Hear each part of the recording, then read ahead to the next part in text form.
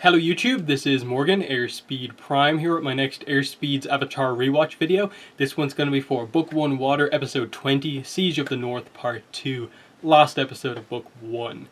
There's not going to be any break in between Book 1 and 2 with this series. I'm just going to immediately start next week with the first episode of Book 2, Earth. So just be aware of that. I'm pretty much trying to just do it with very few breaks. But last episode of Book 1.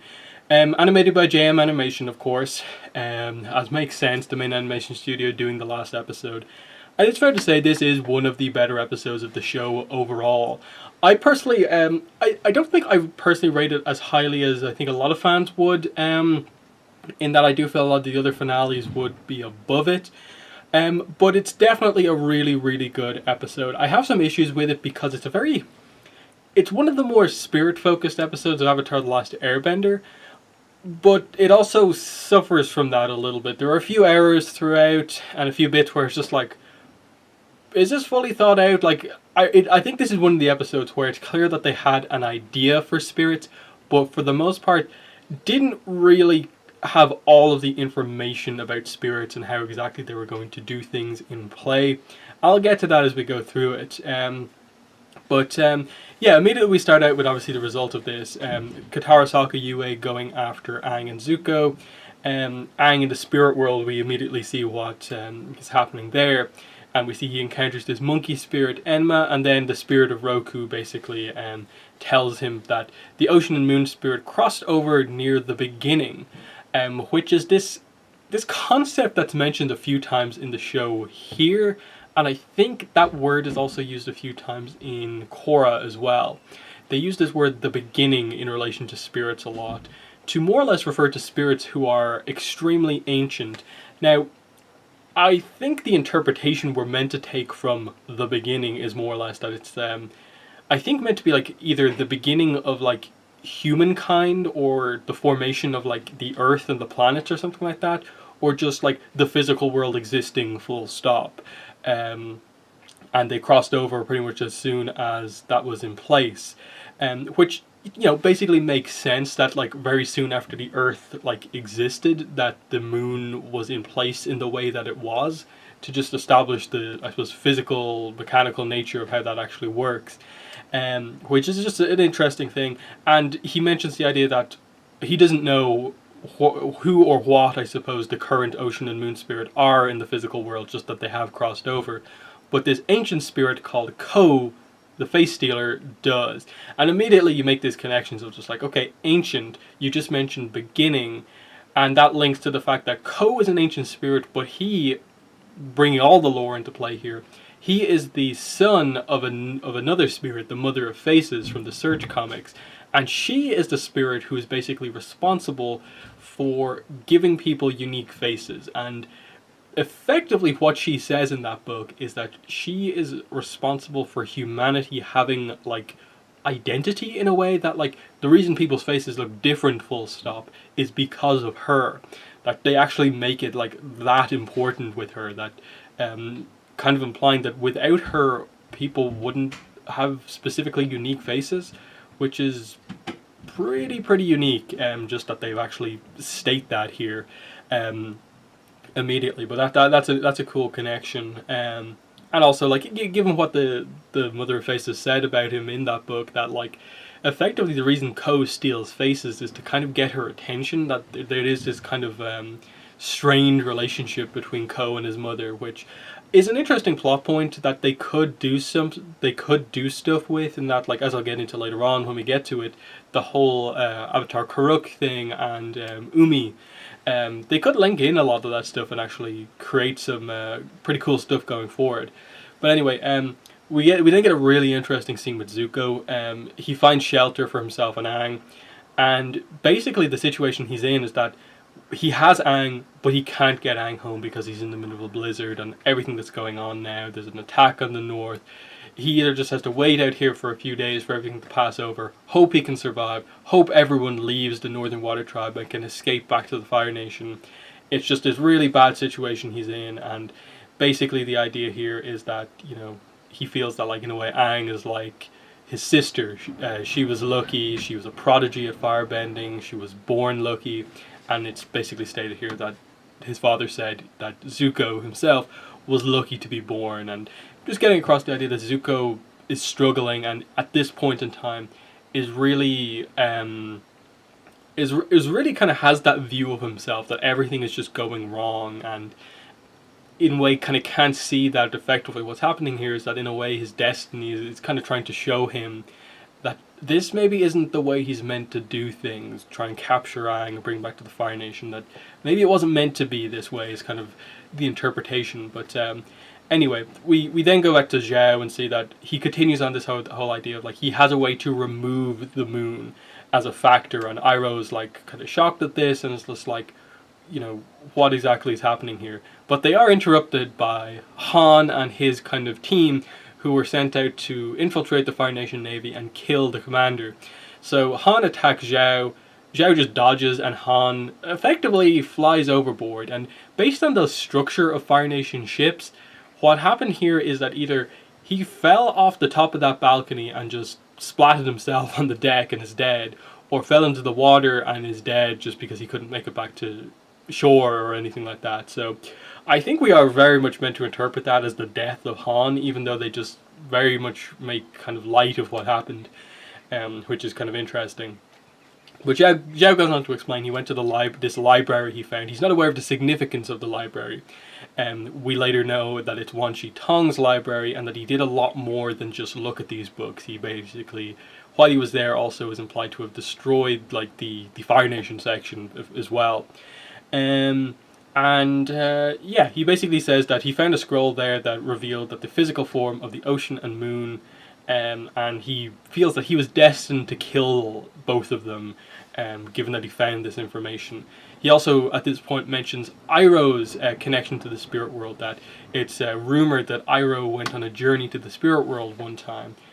We still don't know about this, and I think this is a very frustrating thing with, I think, a lot of Avatar fans, because Iroh is one of the most interesting characters in the entire universe, and we really don't know basically anything about this kind of very important moment in his life that clearly, I think most people assume, has to link into immediately after the death of Liu Ten, and him finding his spirituality and really connecting more with that side of things. It may link in more with the Order of the White Lotus and how he came to join that organization. But just overall, it's like it speaks to his spirituality that he at some point went to the spirit world. I would like to know like what he specifically did there, in that it's not like the spirit world is really hinted at to be like an afterlife, so like there's very little chance that he actually found Liu Ten there, but did he speak to any spirits or what? What exactly happened? You know, there's a lot of questions about this for sure. Yeah, obviously there's nothing really to speculate on right now because we don't have the information. But we do go back to Aang and we see that he encounters Ko, and Ko is obviously this really unique looking centipede-like spirit who can change his face to match basically any of the faces that he's stolen, with the implication perhaps being that he maybe doesn't have a face of his own, which would be pretty unique, or else he chooses to never show his own face for some reason. But, you know, very interesting spirit, is established to be one of the oldest spirits, most knowledgeable, because one thing you do get from him here is that there's this implication that Ko can kind of see the future in a way, because when he tells Aang that, like, oh, you don't need their help, they need your help, he could only know that by basically either knowing what's about to happen in the future, or having, like, got information from, like, Wan Shi Tong that, like, there's a human who knows about all of this information and maybe predicted that this would happen, or else he can just monitor the physical world somehow and be aware of, like, dangerous things that are happening. This links into the theory that some people have that, like, Ko is in some way this kind of guardian type spirit, where, like, the reason he attacked Avatar Kuruk and stole Umi, his wife's face, is because effectively Kuruk was a bad avatar, and he stepped in to kind of, you know, punish Kuruk for not being a very good avatar and not being kind of active. Now, that speaks to some sort of a role where he's like meant to do that for some reason, and then him being aware of like what's happening to like pretty important spirits and having all this information is quite interesting. So it makes him, like, as I said, one of the most interesting spirits. They could do so much with him if they actually explored doing a bit more of a story with him. And the whole idea of like, if you show emotion, he can steal your face, and that's what allows him to steal your face. If you lose your composure, he can take it away, but if you're like stone still and don't show emotion, you can keep it. Here's where one of the continuity errors comes in. He says that 800 or 900 years ago, one of your past lives tried to kill me, and Aang asks for what, and it's in relation to stealing the face of someone he cared about. And he shows Umi's face, so it is Avatar Kuruk who he's talking about. And because we know like the age of Kyoshi, the age of Roku, Aang, and all these other characters, we know that this just can't be the case. Because basically it's like about 400 years ago is when Kuruk would have been active. So there's no way that Kuruk could have attacked and tried to kill Ko 800 or 900 years ago. So it's just a complete continuity error. They got the dates wrong here, the years wrong. And it ends up being a pretty common occurrence, especially in Avatar, when they bring up dates and try and really incorporate stuff in the past into play. Like one of the bigger ones would obviously be like the whole Sozin thing of just like how like 100-year war, and there's only been like 2 or 3 generations of like Fire Lords since then. It's just like you're really stretching it here for Sozin to actually have a Zulon at that point in time. Similarly with Ursa's family, it's a similar problem, and as I brought up before, the whole Wan is the first Avatar only like 10,000 years ago, yet Roku seems to establish that there are at least 1,000 avatars, if not more. That doesn't work either. So it's one of those ones where like lore in Avatar, it's really cool. There's a lot of really cool information and stuff to theorize on, but they don't really tend to put a lot of focus in terms of making it all work perfectly. And unfortunately, a lot of the issues come into play with the Avatar stuff because it's so vague and all over the place. But the reveal ends up being that Tui and Law, the Ocean and Moon spirit, are the koi fish that Aang was basically sitting in front of to basically get him into the spirit world. That's their mortal form at this point in time. Push and pull, yin and yang is really what gets Aang off to this. And basically, what happens at the end here is that Aang leaves Ko with Ko saying, "We will meet again."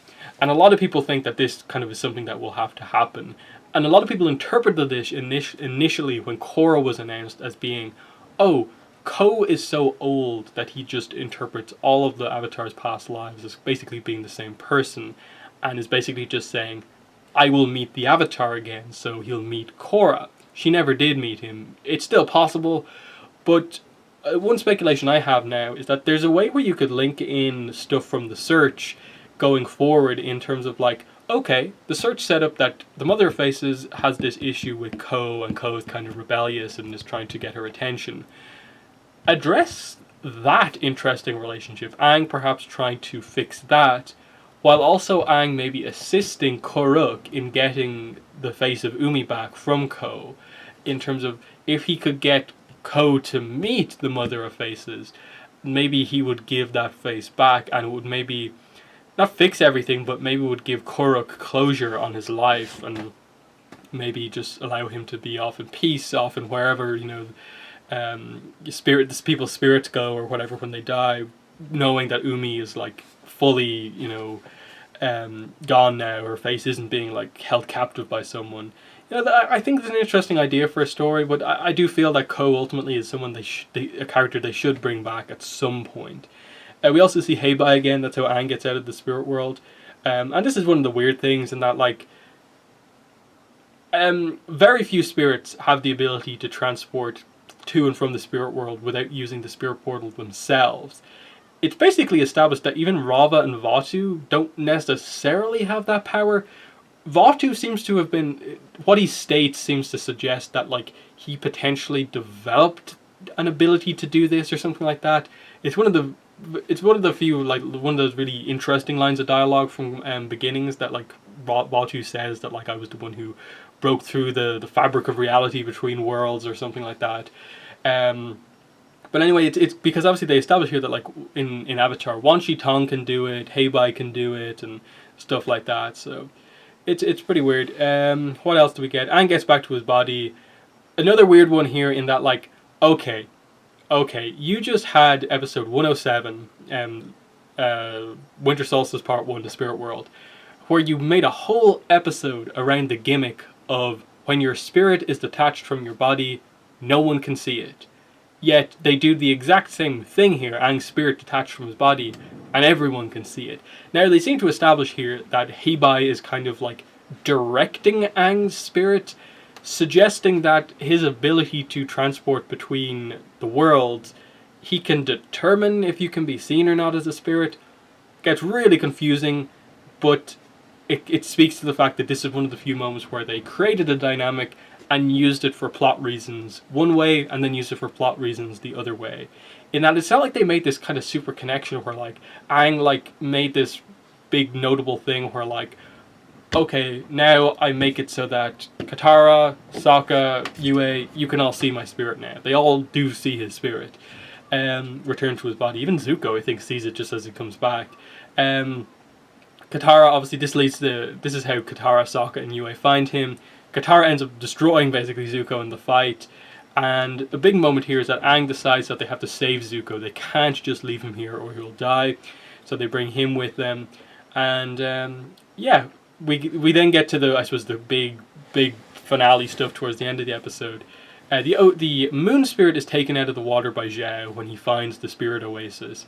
And this turns off waterbending immediately. It turns the moon red. The moon is still there. It's still kind of active and glowing. But waterbending no longer works. So it suggests that as Twi exists at that point, Twi has to be in the water to actually make waterbending work. Seems to be the case. Obviously, we get the likes of Iroh and Aang trying to like convince basically Zhao not to kill the moon spirit, and it looks like it works. I think just prior to this, we also got the explanation of Yue about why her hair is white and the, I suppose, history of her birth. That she was born kind of still asleep, not fully like awake or alive just yet. And it was like her family's praying to the moon spirit that brought her back to life. This is another bit of a weird one in that in the very previous episode, Yue gave us an explanation. I think I have the note about it here. She gave us this explanation about the ocean and moon spirit and how one represents moon was the first waterbender, and then the ocean spirit is like is what gives us life. Yet here they established that the moon spirit was the one to give her life, and she has part of the life force of the moon spirit within her, which is why she is alive now and why she can then give that life back to the moon spirit. What I think it leads to is it leads to the ocean spirit being this really, really undefined spirit, in that the moon spirit is responsible for the moon, it's responsible for waterbending and the tides and stuff like that. And then the ocean spirit, which previously had the idea that it's like the life of the people of the water tribe or something like that, is now just kind of like this generic water spirit that is implied by the end of this episode to maybe not be able to water bend, but control water in maybe a different way. But we'll get into that when we get to it. It was just a weird one that, like, it's probably something I've never seen people ever really bring up, but it is a weird one. Like, she just switches from one episode saying that the ocean spirit is the one about life to now, oh, the moon spirit gave me life. But it's a good explanation for why her hair is white and so on, and where they go with this. I like that Iroh is very kind of, he basically threatens Zhao here. If you hurt the moon spirit, I'll inflict 10 times that upon you. And Zhao puts the spirit back, but then immediately attacks it and kills it. And admittedly, they're kind of vague with the visuals here, but the moon just disappears. And I don't think the implication is that literally the death of that spirit made the physical moon celestial object disappear. I think the power that was imparted by the moon spirit on the rock just went out, and so in the sky it just looked like it was nothing. I think that's the kind of implication here. It was just kind of taken out temporarily as a kind of spiritual object, and it completely got rid of that. I like what they do with the color here as well. They take out all the color except for the blue in Yue's eyes, and then the color of bending as well still remains. Firebending is the color that it is, and so on. You see when like Aang is active as like the avatar, you see his lights are still glowing. The ocean spirit, as obviously another spirit, is glowing as well. So I really like what they do with the colors here in this kind of last section of the episode. And it's this big moment of just like the fish is very clearly dead. Aang and the ocean spirit join up, and we get this really epic moment with some awesome music as Aang joins with Law, the ocean spirit, to become, as the fans call it, Koizilla, destroys completely the Fire Navy fleet, and basically wins the rest of the battle. And you get the really nice moment of just like the Koizilla walks past, the waterbenders bow to it, the firebenders attack, the firebenders are the ones who get hit, and the waterbenders don't. And then obviously it's this big like victory moment. During all of this, Zhao escapes, Zuko escapes as well, and follows Zhao, and they get their grudge match kind of going on here, where Zuko again has the advantage, but there's even more kind of, I think, passion to their conflict now, because you know, Zuko knows that Zhao had the assassination attempt to kill him with the pirates, and there's so much, Zhao has done so much wrong to Zuko in terms of just really petty stuff that he really didn't have to do. Basically taking over Zuko's mission completely and doing anything he could to interfere in his way, even though he didn't have to do that. Zuko has every reason to hate Zhao, and he's getting the advantage over him. But what happens here is that the ocean spirit, once the battle is over, puts Aang away, and then comes after Zhao on its own and grabs him. And Zuko actually reaches out to help Zhao here, because I suppose he doesn't... Zuko's angry at Zhao, but he doesn't want to kill him, which I think really speaks about Zuko's character, that he is fundamentally a good person at heart, even though he has so much reason to be so angry, and especially against Zhao. But I also like with Zhao that they give him this moment where he doesn't take Zuko's hand, and in a way you can interpret what his expression a bunch of ways, but I think the idea is that he kind of accepts that what he did was this really awful thing, and that him killing a spirit deserves some punishment, and he gets it. Like, ultimately he's transported to the Fog of Lost Souls, which we find out about in Korra, and remains there basically to this day, and is just going to be endlessly in torture, thinking exactly as he thought back here, basically, that he's the Moon Slayer and so on. Yue, this is where Yue makes her sacrifice. She is going to give back the life that the Moon Spirit gave to her to allow the Moon Spirit to exist. And in doing so, effectively, she becomes the Moon Spirit. The implication being that it's not necessarily focused completely on the fish anymore. Though technically she's giving her life back to the fish. It's a bit of a weird one. They still, I think, need to define a little bit more about like the Moon Spirit and kind of the nature of what it is now. My interpretation is more that the Moon Spirit is no longer a physical, in its mortal form anymore. That the Moon Spirit is now back to, I suppose, being a kind of immortal. I suppose going along the idea of, you know, spirits can't actually be fully killed as such. They always change to a different form when their kind of previous form is destroyed, and Yue is the new form of the Moon Spirit. What else do we get here? Basically, after this is the epilogue. The battle is over. Pakku and others from the north are going to go down to the south. Katara is going to be Aang's new waterbending teacher.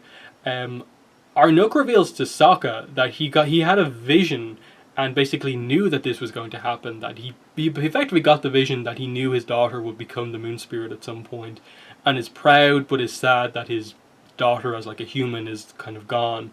And then with Zuko's last scene is this: him and Iroh are escaping on basically a raft type thing, and Iroh repeats to what he said to Zuko basically towards the start of the season. A man needs his rest. Zuko didn't take it back then. Zuko takes it now, which is kind of referring to the fact that I think Zuko over the course of this has changed and is perhaps doubting his goal here on this quest for Ozai to capture the Avatar. He's definitely doubting the extents that he has to go to get this happening. And then we end the episode with Ozai basically saying that Iroh's a traitor, Zuko's a traitor, and you go basically find them and bring them back. And it's Azula. We see the reveal of Azula. We've seen her before, obviously, in the Storm flashback. And here we see her in play here for the first time, that Ozai clearly trusts her, and trusts her to get this done. And especially knowing how powerful Iroh is, he trusts Azula to be able to bring Iroh in is quite impressive. But a really cool cliffhanger there that, like, immediately, okay, Zhao has just been taken out as a villain now. Who's the new villain?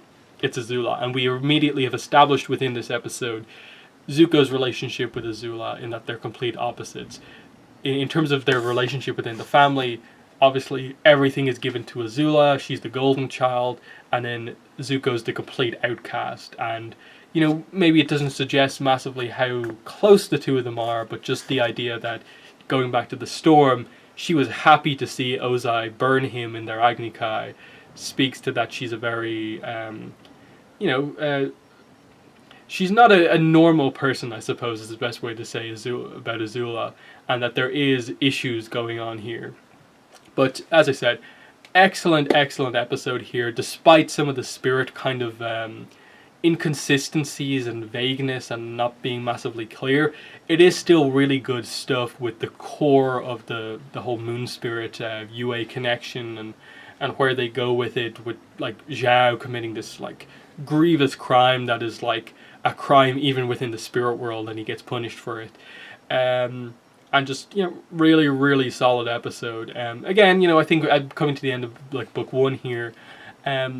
Again, I think one of the weaknesses is perhaps that just Aang's waterbending training is just a complete non-factor as a plot point, when I think they could have done a lot with it. But overall, I think the book has came to a really strong end. So yeah, that's been my review for Season 1, Episode 20, Siege of the North Part 2. In the comments, let me know what your thoughts are on this episode. But yeah, that's been the video for today. And as I said, we'll start Book 2 Earth early next week. So that's been the video. Thanks for watching, and bye.